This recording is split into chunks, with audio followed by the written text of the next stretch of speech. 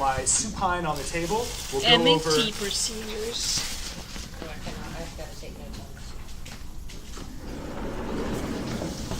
Great, thank you. Okay. So let's start with what we've just covered, which is a rotation restriction in the cervical spine, now to be corrected with MET instead of manipulation. So the beginning components are exactly the same as our motion palpation and our manipulations. We do the same setup. So let's say we have a left rotation restriction at C3. So we find C3, right laterally flex, left rotate, just like we were motion palpating to find that restriction.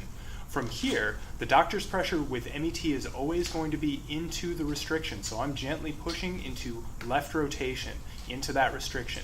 The patient is going to do the opposite. They're going to try and turn to the right. So you can say, try and straighten your neck, please, using 20% of the force you can generate, just like PIR, and we'll do a 10-second hold for that. We can also have eyes looking up and breathing in at the same time to facilitate that muscular contraction. So we can do that, have the patient resist us for 10 seconds. Then after those 10 seconds, we can say, look down, breathe out, release your muscle contraction.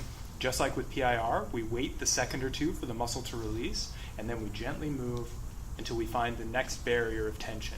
And that's going to be the procedure. We can repeat that usually 3 times in a set, and then reassess the restriction, and then from there do a repetition if necessary, move on to another technique, whatever seems appropriate at that stage. So that's kind of the basics for MET rotation restrictions. Any questions on those? Would you require us to repeat it 3 times during the test? Absolutely not. So seeing it once is fine, and then you can let me know how many times it would be repeated. And I might ask, but I won't have you repeat it all those times. Yeah, good question. Any other questions for this one? Okay, so again, very much like the manipulations and the motion palpation. So don't trick yourself out of that simplicity, if at all possible. So